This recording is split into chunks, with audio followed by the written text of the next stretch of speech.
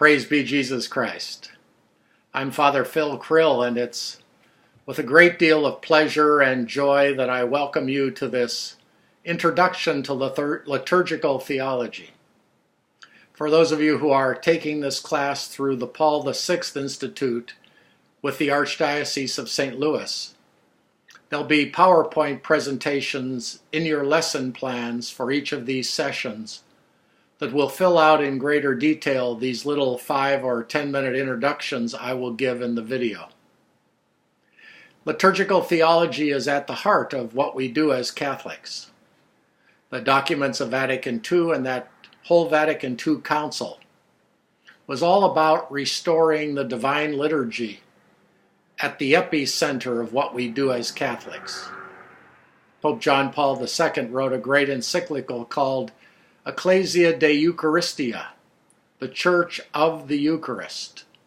And his point there is that the Church is not an institution that has sacraments. Instead, the Church is a sacrament of God's presence in the world that uses institutions to promote its mystical glory. And so it's the Eucharist that creates the Church. It's the Eucharist and the celebration of the Eucharist that really brings the Church into being, not the Church that contains or controls or in any other way constricts the liturgy within the confines of its boundaries. The liturgy is a mystery that envelops the entire world, because the liturgy is really the earthly participation in the life of the Most Holy Trinity. You can see to the left of me in the picture that beautiful icon on my library wall here of the 3 angels who visited Abraham.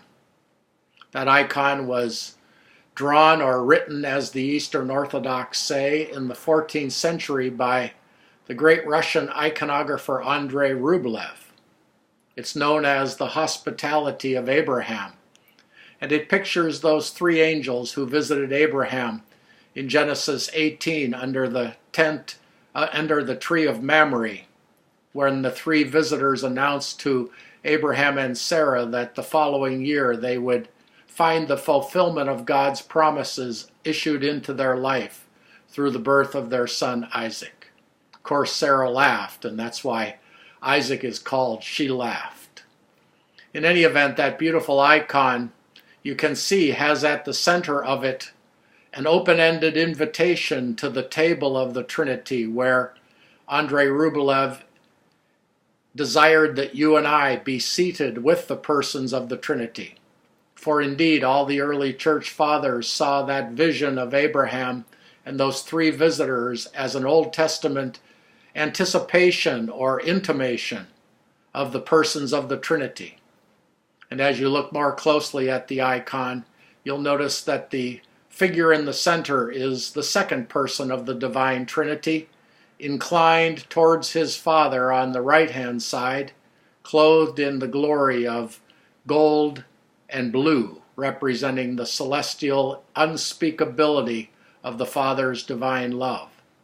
And then to the Son's left is the Holy Spirit, clothed in green and blue as the sign of divine life. And it's the life of that Trinity that flows into the world through the liturgy. It comes in like a river of love, a river of life, in order to gather up into itself all of created reality, including ourselves, and to draw them back into the heart of the Trinity. The Catholic faith, as you'll learn in subsequent lessons in this course, is all about, quote, Holy Communion. Not just the sacrament of the Eucharist, but of the mystery that Eucharist betokens and instantiates, the communion of the human person with the persons of the Trinity. You see another icon that is just behind me of the reigning Christ, the Sinai Pantocrator, the image of Christ, the universal ruler that is housed in the monastery on Mount Sinai known as St. Catherine's. It's one of my favorite icons. In fact, these 2 are my favorites. And the picture of Jesus Christ incarnate that you see behind me is a memento to us of that early Christian phrase that was one that revolutionized my understanding of the church and of the sacraments and of the entire Christian life.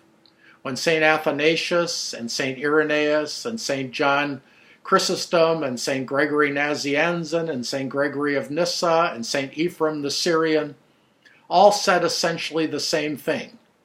In the words of Athanasius, God became man so that men and women can become God. I recall when I first heard that phrase studying the New Catechism of the Catholic Church when Pope John Paul II had first promulgated it. It struck me like a ton of bricks. I thought it was heresy to begin with. How could men and women become God? But as that 25-year journey into the writings of the early church fathers demonstrated to me beyond a shadow of a doubt, the whole purpose of the Incarnation, the whole purpose of the liturgy, and the whole purpose of the church is God's way through the power of the Holy Spirit to mystically and mysteriously pull us into the life of the Trinity, such that we become what they are through our participation in their communion in exactly the same way they are by nature in relationship with each other. We become what God is by participation in the same way that God is who he is by nature. Well, there'll be a lot more about this doctrine of deification as we move through our class together. The only thing I want you to remember from this video is that it is the Trinity that is the source of all liturgy. Liturgy has nothing to do with the mechanics or rubrics of how we say Mass or how we celebrate the sacraments. All of those mechanical issues are very secondary to the more mystical mystery at the heart of the sacraments, the Holy Spirit working through instrumentalities of created matter to form a holy communion of heaven and of earth. We are drawn up into heaven through every liturgical celebration, and heaven comes down to penetrate every fiber of our being in those same celebrations. My goal in this course is to give you a mystical understanding of the liturgy and to help move us all away from a mechanical view which does not do the liturgy justice at all. I pray that this journey for you, as it always is for me, will be one of great joy and delight, and I hope that God will elevate your minds and hearts in his Holy Spirit so that you become closer and more in deeper communion with him as a result of this class. May God bless you, and I wish you the very best.